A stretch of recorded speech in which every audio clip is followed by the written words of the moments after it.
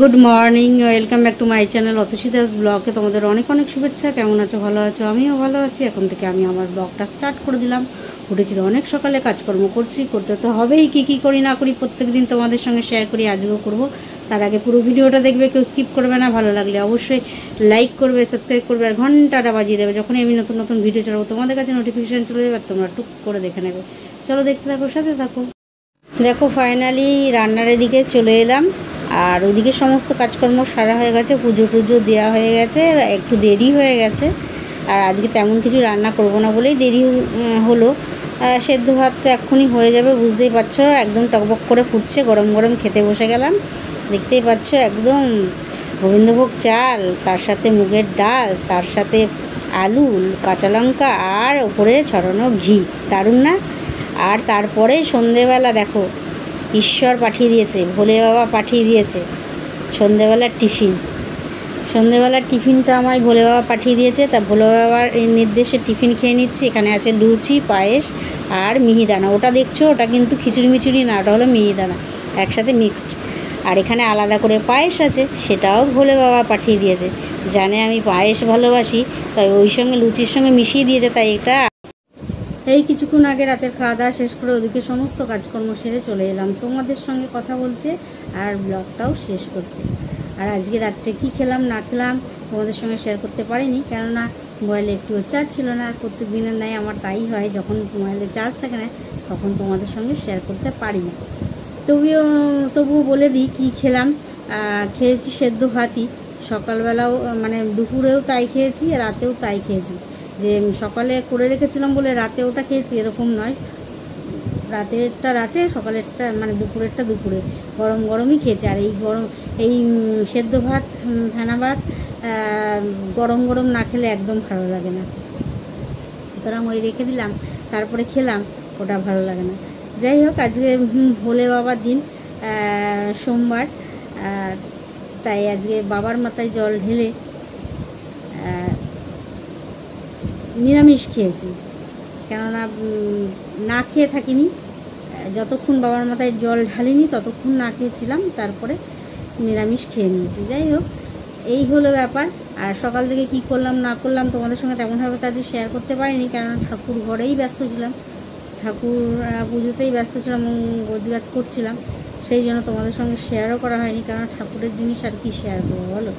আর তারপরে নিজে যেহেতু ব্যস্ত ছিলাম, ওই জন্য আর শেয়ার করা হয়নি।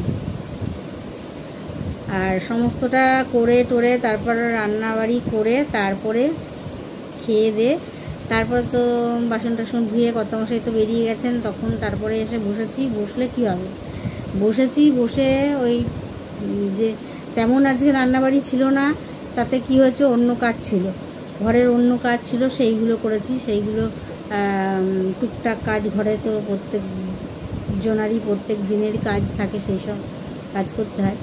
এবার অফলাইন আর অনলাইন দুটো ব্যাপার থাকে। অনলাইনে তোমাদের কতটা কী দেখাচ্ছি, আর অফলাইনে তো তাও ওগুলো থাকে, সেগুলো তো তোমাদের সঙ্গে শেয়ার করা হয় না সব, সেই জন্য সেগুলো আমাকে বলতে হয় তোমাদের সঙ্গে, নাহলে তোমরা বুঝবে কী করে কী করেছি না করেছি সেই সময়টা।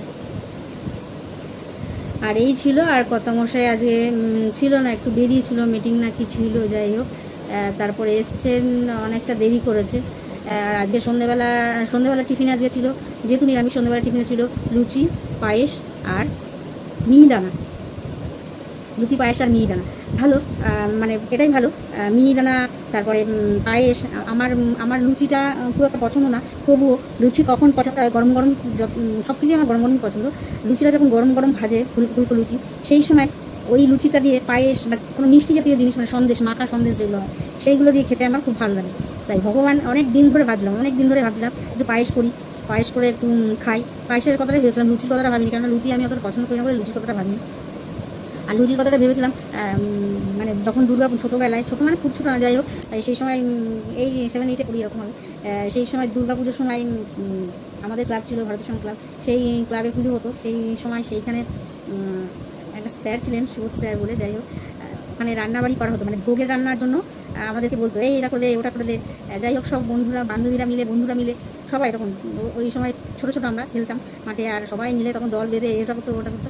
আর তার শেষে, পুজোর শেষে ভোগটা কিন্তু আমাদেরকে দিত, মানে অন্যদেরকে দিক না দিক, আমাদের কিন্তু গেলেই ভোগটা সঙ্গে সঙ্গে দিয়ে দিত। আর সেই ভোগ আবার সন্ধ্যেবেলায় সন্ধি পুজোর ভোগ, সেটাও দিত। সেই সন্ধ্যেবেলায় সন্ধি পুজোর সময় যে সন্ধি পুজোর সময়, তারপরে নবমীর দিন রাত্রে যে লুচি আর সন্দেশ দিত, ওইটা আমার খুব মনে আছে। ওইটা খেয়ে আমার মনে মানে মাঝে মাঝে মনে হয় যে লুচি দিয়ে মাখা সন্দেশ খায়, বা লুচি দিয়ে পায়েস খায়, বা লুচি দিয়ে মিহিদানা খায়। যেহেতু লুচিটা পছন্দ করি না, সেই জন্য অতটা আগ্রহ থাকে না, কিন্তু পায়েসটা আমি পছন্দ করি।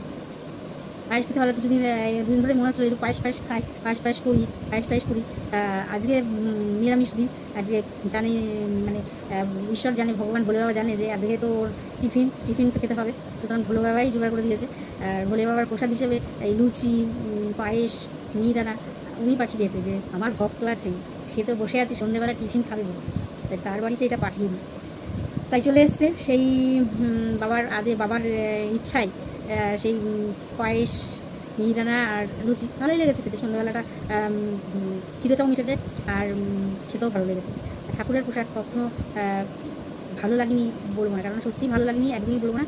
যেহেতু তোমরা হয়তো ভাবছো লুচি পছন্দ করি না বলে ভালো লাগেনি, বলবো না, ভালো লাগেনি। লুচি খেয়েছি আমি, ঠাকুরের প্রসাদ খেয়েছি, ভালোই খেয়েছি। সন্ধ্যেবেলাটা সত্যি অন্য সময় তোমরা আজকে ভোলে বাবার দিন বলে বলছি না, শ্রাবণ মাসের সোমবার বলেও বলছি না, অন্যদিন সন্ধ্যেবেলা আমাকে তুমি সকাল থেকে না খেতে দাও, না দুপুরে না খেতে দাও, কোনো ব্যাপার না, আমি খেতে যেতে পারবো। কিন্তু সন্ধ্যেবেলাটাই আমার মনে হয় তখন আমাকে খেতে দিতে হবে। তখন খাবার না খেলে আমার যেন কেমন লাগে, মানে রাগ হয়, মানে কী বলবো, যে খেতে পারছি না আমি, এখন রাগ হচ্ছে সেটা বোঝাতে পারবো না। যাই হোক, সন্ধ্যাবেলাটা আমার খেতে হবে। আর কেন সন্ধ্যাবেলাটা খেতে হবে সেটা বলে দিই।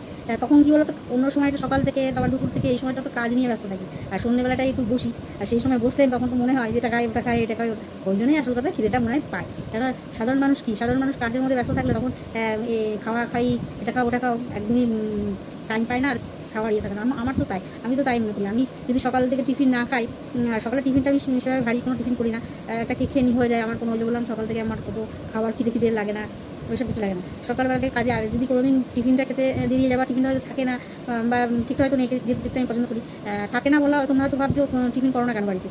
করবো, একার জন্য কোনো টিফিনই ভালো লাগে না। তাই আমি একার জন্য রুটি তরকারি করলাম, আমি একার জন্য লুচি করলাম, করলাম, তারপর ওটা নিয়ে বসে থাকতে হবে সেই 12টা 1টা পর্যন্ত। তারপর দুপুরবেলা ভাত আর খাওয়া হবে না, তখন ওই লুচি যাই করি, লুচি তরকারি করি আর রুটি তরকারি করি, ওইটাই তখন দুপুরবেলা খেতে হবে। সুতরাং সেটা তো সম্ভব না। সেই চাউমিন করি যাই করি, আমাকে নিয়ে বসে থাকতে হবে 1টা পর্যন্ত, 1টা পর্যন্ত। তখন কত মশাই আসবে, তখন উনি ওটা খাবে না, আমরা ওটা খাবো না, ভাত খাবো।